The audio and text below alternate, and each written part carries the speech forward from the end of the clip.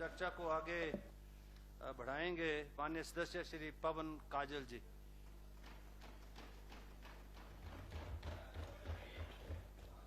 माननीय अध्यक्ष जी, बजट 2023-24 का जो माननीय मुख्यमंत्री जी ने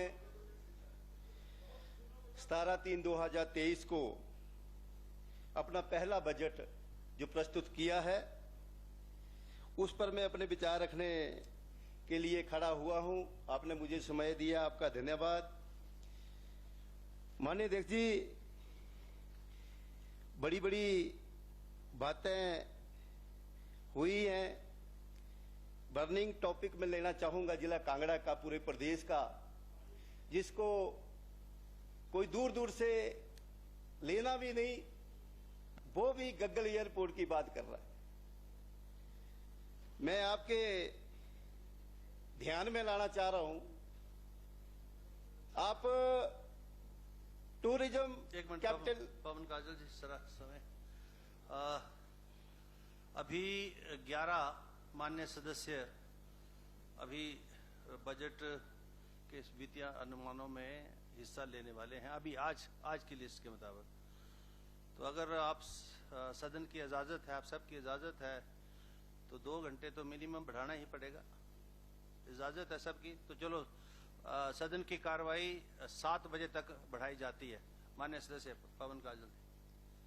तो मैं बात कर रहा था सर, गग्गल एयरपोर्ट को लेके सरकार ने इस बार जिला कांगड़ा को टूरिज्म कैपिटल के नाम से एक बड़ा तोहफा दिया है, और गग्गल एयरपोर्ट की एक्सपेंशन को लेकर बड़े जोर शोर से जमीन का अधिग्रहण होगा और 2000 करोड़ रुपया इसके लिए रखा है। मैं इस सदन के माध्यम से कहना चाहूंगा, ये किन पन्नों में लिखा है कि आप हजारों परिवारों को उजाड़ कर वर्तमान में 1370 मीटर की हवाई पट्टी है, उसको आप 3100 बनाने की बात कर रहे हैं। मैं कहना चाह रहा हूं, इस एयरपोर्ट की जद में जो सनौरा के लोग हैं, गग्गल है, सहोड़ा है, इच्छी है, मटौर है, रशियालू है, कुटमा है, इसके हजारों जो लोग हैं वो विस्थापन की स्थिति में। और ये भी नहीं है कि गग्गल जहां पर स्थित एस्टेब्लिश्ड, वहां पे आपका हार्डवेयर का काम है, आपका वर्कशॉप का काम है, आपका फर्नीचर का काम है। तो मैं आपके माध्यम से सरकार को यह कहना चाहूंगा कि एक बार आप रिव्यू करें। ऑफिसर ठीक है, ऑफिसरों के लिए बड़ा एयरपोर्ट चाहिए। हम चुने हुए जनप्रतिनिधि हैं, जनताओं की भावनाओं की कदर करते हुए हमें ग्राउंड लेवल पे जाकर देखना चाहिए। कल मैं यहां से मैं कह रहे थे कोई साथ लगती विधानसभा से कि वहां जो हवाई पट्टी आप 3100 बना रहे हैं, वो मैक्सिमम भूमि जो है सरकारी है। मैं इस मंच के माध्यम से आपको कहना चाहूंगा, सिर्फ 10% जो भूमि है वो सरकारी भूमि है। उस 10% की भूमि के चक्कर में आप गरीब को, आम आदमी को कुचलने का प्रयास कर रहे हैं। ये होगा नहीं। मैं आपके मंच के माध्यम से कहना चाहूंगा, आपने वर्तमान में 1370 बनाई और 1730 आप और बनाने जा रहे हैं। सोशल इंपैक्ट असेसमेंट के लिए सर्वे हुआ सर, वो जो सर्वे की टीम आई थी, उन्होंने कहा, मैं पढ़ना चाहूंगा क्या क्या कहा सर इन्होंने, कि ये जो पट्टी आप बना रहे हैं, प्रभावित क्षेत्र के निवासियों एवं पंचायत के सदस्यों से बात करने से ज्ञात हुआ कि एक क्षेत्र की भूमि जो फसल उत्पादन के लिए ज्यादा उपजाऊ है, फर्टाइल लैंड है, वो किसान जो छोटे छोटे किसान है, अपनी रोजी रोटी कमाते हैं, वो उजड़ जाएंगे। मैं पहले भी कहा था, जब भारतीय जनता पार्टी की सरकार थी तब भी मैंने कहा था ये जो 1370 की आपकी हवाई पट्टी है इसको आप फ्लाइंग स्कूल बना दो। अपने पर्यटन की दृष्टि से मुझे भी पता है अगर बड़ा इंटरनेशनल एयरपोर्ट बनेगा पर्यटन की दृष्टि से कांगड़ा ही नहीं पूरा हिमाचल प्रदेश विकसित होगा। पर यह भी कहां लिखा कि आप हजारों लोगों को कुचल कर हवाई पट्टी बनाएंगे। मैं पहले भी सुझाव दिया इसको आप फ्लाइंग स्कूल बनाए और साथ लगती जिला कांगड़ा में बोर्ड क्वालू के पास आपका पोंग बांध के साथ वहां पे 3100 मीटर के आप 5000 मीटर की पट्टी हवाई पट्टी बनाए। अगर ऐसा ही है जिला कांगड़ा को आपने विकसित ही करना है, आपने टूरिज्म की दृष्टि से उसको कैपिटल ही बनाना था और भी करें। और इस जद में कई जो पहले पोंग बांध से विस्थापित हुए थे दोबारा विस्थापन होने जा रहा है। तो मैं इस मंच के माध्यम से यही कहना चाहूंगा कि ये जो पट्टी है लोग विरोध कर रहे हैं, हजारों की संख्या में लोग सड़कों में आने वाले हैं, तो इसमें विचार आप करें आने वाले समय में।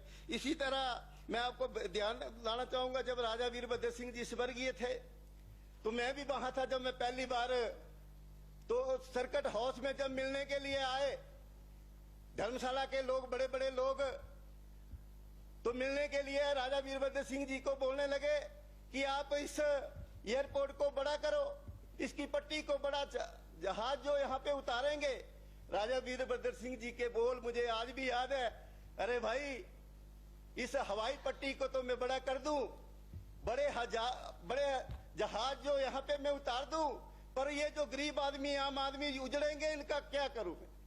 तो आज वो स्वर्ग में, तो इसलिए सरकार के मैं ध्यान में लाना चाहूंगा लोग बिल्कुल नहीं, आप जबरदस्ती करोगे तो लोग सड़कों पे आएंगे। और ये जो 10% लोग हैं जो उसमें सोशल इम्पैक्ट असेसमेंट में जो उन्होंने कहा कि हमारी जमीनें ले लो, वो बड़े बड़े लोग हैं, उनकी जमीनें कहीं और भी है दूसरी जगह भी है, उनको पता है ये डबल फैक्टर 1 डबल 50 लाख के लगभग कनाल का मिल जाएगा। पर जो गरीब आदमी है जो रोजी रोटी कमाते हैं अपनी मूली लगा के, गोभी लगा के, हरा धनिया लगा के और खुद टोकरी उठाकर धर्मशाला बेचते हैं, उनके पास 2-2, 3-3, 4-4 कनाल जमीन है। अगर उनको डबल भी आप दे देंगे 50 लाख रुपया पर कनाल भी दे देंगे, जब ये एयरपोर्ट एक्सपेंड होगा वहां पे कीमत 1 करोड़ रुपया पर कनाल हो जाएगा। तो माननीय अध्यक्ष जी मैंने पहले भी आपको कहा है इसके बारे में आप जरूर रिव्यू करें। मुझे भी पता है ठीक है एक्सपेंशन होनी चाहिए, एक्सपेंड होना चाहिए, बड़ा एयरपोर्ट बनना चाहिए, पर्यटन की दृष्टि से और भी पंख लगेंगे, पर हमें उजाड़ कर ये पंख ना लगाए जाए। इसी तरह बड़ी बड़ी बातें भी होती हैं यहाँ पर। आपको पता है पहले मैं आपके साथ था और मैं जिस कंस्टिट्यूंसी से आता हूँ ओबीसी बहुल क्षेत्र और पिछड़ा क्षेत्र से आता हूँ, और मैंने आपका तजा मजा देख लिया था जब आपने ये 10 गारंटियां दी।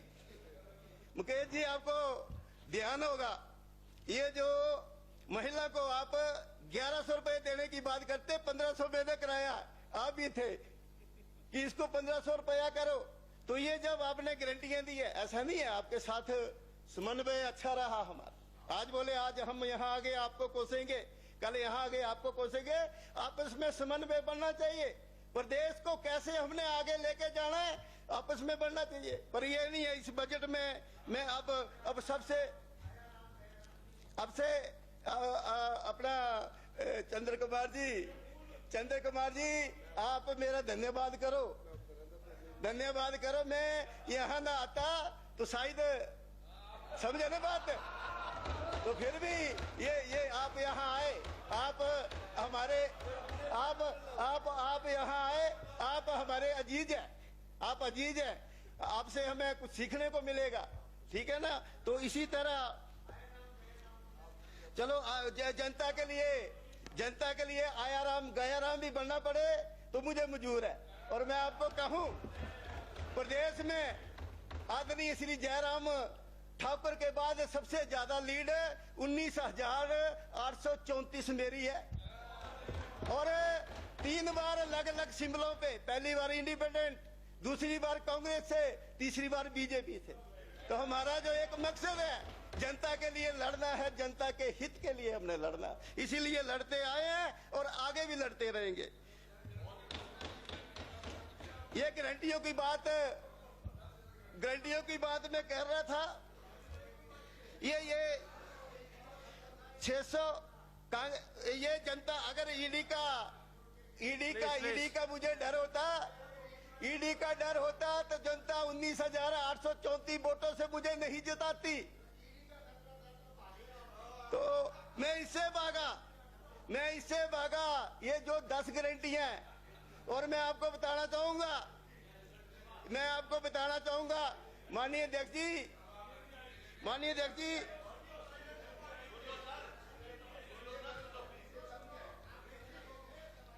10 गारंटियों की बात, इसमें देखो सरकारी जॉब की गारंटी 1 लाख सरकारी नौकरियां आदरणीय मुकेश जी पहली कैबिनेट में। ये जो हर घर लक्ष्मी 1500 रुपया 10 गारंटियां और सच्चाई है, ऐसा नहीं आपके साथ भी समन्वय रहा सब था। ये जो आपने जो झूठे वादे, मुझे पता था 10 गारंटियां हम नहीं कर पाते। और जिस कंस्टिट्यूएंसी से मैं आता हूं ओबीसी बहुल क्षेत्र है, मैं झूठ नहीं बोल सकता। उनके साथ में 1500 रुपए का वादा नहीं कर पाता। मुझे पता था आप दे नहीं पाओगे, तो ये भी कारण रहा मेरा यहाँ आने का। और मैं एक बात आपको कहता हूं, छल करोगे तो छल मिलेगा, आज नहीं तो कल मिलेगा। अगर जिंदगी जीते हो सच्चाई से तो सुकून हर पल मिलेगा। माननीय अध्यक्ष जी, बड़ी बड़ी बातें होती है, पर फिर भी मैं आपके ध्यान में लाना चाहूंगा। यहाँ पे आप कहाँ की बातें कर रहे हैं? आप जिला कांगड़ा की हमने हमेशा पैरवी की है, और चाहे यहाँ थे तब भी पैरवी की है, अब आपके साथ थे तब भी पैरवी की है, इनके साथ है तब भी पैरवी कर रहे हैं। टांडा मेडिकल कॉलेज पर दूसरे स्वास्थ्य महाविद्यालयों की मान्यता बचाने की जिम्मेदारी पड़ रही निचले हिमाचल पर भारी। जनाब, जिला कांगड़ा प्रदेश का दूसरा सबसे बड़ा संस्थान टांडा मेडिकल कॉलेज, और 36 वहां पे प्रोफेसर है, असिस्टेंट प्रोफेसर है, उसके 24 आप ट्रांसफर कर देते हो।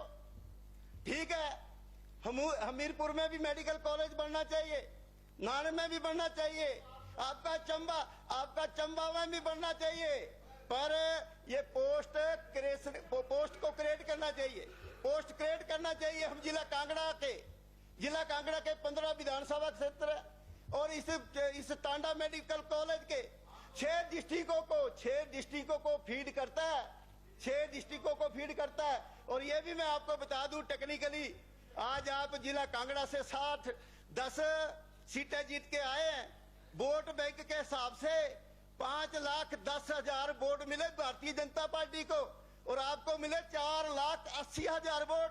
टेक्निकली आप जीत गए, पर ये फिर भी मैं आपको कहना चाहूंगा, ये जो गारंटियां जो मैंने बोला, छल करोगे तो छल मिलेगा, आज नहीं तो कल मिलेगा। जिंदगी जीते हो सच्चाई थे तो सुकून हर पर मिलेगा, सुकून मिलने वाला नहीं है। तभी तो आप देख के हाल में 3 महीने हुए हवाई बातें आप कर रहे हैं। इसी तरह कांगड़ा की अनदेखी ना हो। हमारा स्वास्थ्य संस्थान इतना प्रदेश का दूसरा सबसे बड़ा संस्थान है सर, इसको आप बेड़ा गर्क मत करो, आप पोस्ट क्रिएट करो। इसी तरह ये देखो, टांडा मेडिकल मनोरोग OPD बंद। ये सारी बातें का ध्यान रखते हुए मैं कांगड़ा के 10 विधायक हैं, आप जागो। आप जिला कांगड़ा की तरक्की के लिए आपको जागना पड़ेगा, तभी तो आप वहां सबसे बड़ी 15 विधानसभा क्षेत्र, और आज तक जिला कांगड़ा की अनदेखी हुई रही। इसलिए आप सब इकट्ठे हो कांगड़ा के लिए और प्रदेश के लिए, देश के लिए। इसी तरह माननीय माननीय अध्यक्ष जी ठीक है, सब कुछ ठीक है। पहली बार मैं इंडिपेंडेंट जीत के आया और यहाँ पे जैसे आज ये जो परंपरा जो भी है बजट पेश होता है, आज इस बजट में बेसहारा पशु उड़ गए। या आप सभी बड़े बड़े लोग हैं, मुझे लगता आप कोई आम आदमी जमीन वाला जिनकी खेती बाड़ी है, आपको यही पता नहीं है आज प्रदेश में खासकर जिला कांगड़ा में जो आवारा पशु हैं, वो आवारा पशु जो फसलों को उजाड़ रहे हैं और सड़कों में एक्सीडेंट हो रहे हैं, बेमौत मारे जा रहे हैं लोग, फसलों को उजाड़ रहे हैं। इसके बारे में इस बजट में कुछ नहीं दिया। आप टूरिज्म कैपिटल की बात कर रहे हैं। आज ये जो हालत इस प्रदेश की है, आने वाले समय में अपना रघुवीर सिंह बाली जी आने वाले समय में आप इसमें जो भी त्रुटियां आप जिला कांगड़ा के हैं, स्वर्गीय श्री जीएस बाली जी के सुपुत्र है, आप आगे बढ़ो, हम आपके साथ हैं, ठीक है ना। ऐसा नहीं है कांगड़ा के ये नहीं है, तभी तो आज तक ये हाल हुआ, आपस में आप लड़ते रहे। कांगड़ा की तरक्की के लिए इकट्ठे होना पड़ेगा।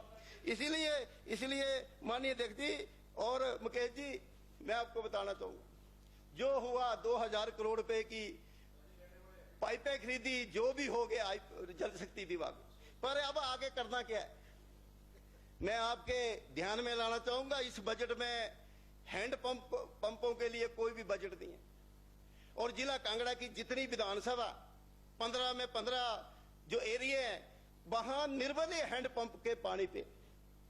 ये जो जितनी पाइपें आपने खरीद के रखी है, ये लगाई है, सब बोल रहे हैं उसमें पानी नहीं है, तो इसमें बजट का प्रावधान आपने कराना हर विधानसभा के लिए 50, 100, 200 हैंड पंप का। ये जो सच्चाई बोल रहा हूं, क्योंकि पाइपों का यूटिलाइजेशन हो जाए, नहीं तो अदरवाइज तो यही है। इसी तरह सर डिनोटिफिकेशन हुई, मैं भी ये छूता नहीं रहा, मैंने पलटा मारा और मैंने माननीय मुख्यमंत्री पूर्व में रहा कि मैं आ जाऊंगा, पर जो मैं मांगूंगा सब कुछ आपने दे देना।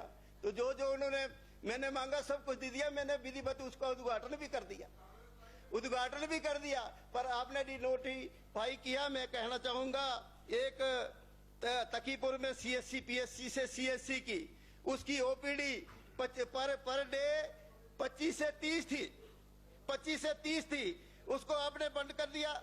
गाड़ियां में सब सेंटर से पीएससी की उसकी ओपीडी 10 से 12 थी, उसको बंद कर दिया।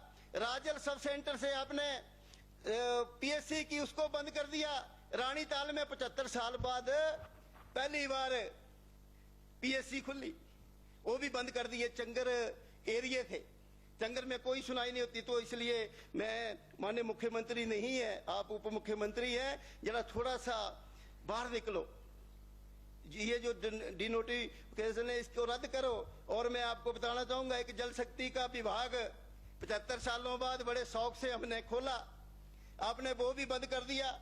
68 विधानसभा क्षेत्र है कांगड़ा में, 68 विधानसभा पूरे प्रदेश में, पूरे प्रदेश में 68 विधानसभा है।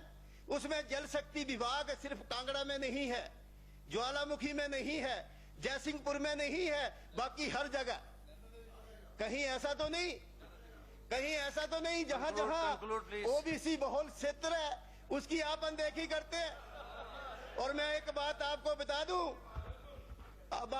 दूं, जिला कांगड़ा में 15 विधानसभाओं में 50% ओबीसी है। अनदेखी ना करें आप, ये तो मैं आपसे निवेदन भी कर सकता, मेरे भाई हैं आप, इसको खोलें प्लीज सर। और देखो पहली बार 15 विधानसभा मतलब पूरे 68 में से 3 या 4 में नहीं है, बाकी ये खोल दो, बड़ा दिल दिखाओ। इसलिए मैं एक शेर आपके लिए मैंने स्पेशल रखा हुआ था, ये गुम हो गया, मिल जाएगा। पंख ही काफी नहीं है आसमान के लिए, पंख ही काफी नहीं है आसमानों के लिए, हौसला भी चाहिए ऊंची उड़ानों के लिए। आदरणीय अध्यक्ष जी, इसी तरह मैं अपनी विधानसभा के बारे में कहना चाहूंगा। 12 जुलाई को 12 जुलाई को 2022 को बाढ़ आती है और बाढ़ से मांझी और मनूनी खड्ड में तहस नहस हो जाती है कुल्लें। आज तक जब भी मैं विधानसभा में आता हूं या प्लानिंग की मीटिंग में आता हूं इसके बारे में बात करता हूं, पर सब इसके बारे में भी कुछ नहीं हुआ। तो मैं कहूंगा एक तरसू टूसकोट को जोड़ने वाला ब्रिज जो 15 सालों से बनकर तैयार हुआ, वो आरओबी रेलवे ओवरब्रिज के कारण 15 सालों तक वो बन ही नहीं पाया। तो मैं अपनी व्यथा इस सदन में रखना चाहता हूं। इसी तरह हाजराड़ी को खट्टी को जोड़ने वाला पिछले 8 वर्षों से काम चला हुआ, धीमी गति से चला हुआ है। तो इस सारी बातों का ध्यान रखते हुए एक और मैं आपको बताना चाहूंगा, 4 लेन का काम चला हुआ, 4 लेन का काम चला हुआ, 4 लेन का काम चला हुआ जो पहले पोंग बांध में विस्थापित हुए फिर हो रहे हैं। मैंने क्वेश्चन भी लगाया, सब कुछ लगाया, तो क्वेश्चन में भी आया। तो मैं ये व्यथा आपको सुनाना चाह रहा था कि बार बार विस्थापन हो, उसके लिए भी रूल बना होगा कि बार बार क्यों विस्थापन हो। तो माननीय अध्यक्ष जी, ये सारी बातों का ध्यान रखते हुए लास्ट में एक ही बात मैं आपको कहना चाहूंगा, ये सब कुछ है जो मैंने कहा, बजट जो मैंने देखा ये मेरे समझ से इसका समर्थन करने में असमर्थ हूं, है ना। अच्छा, असमर्थ हूं। धन्यवाद।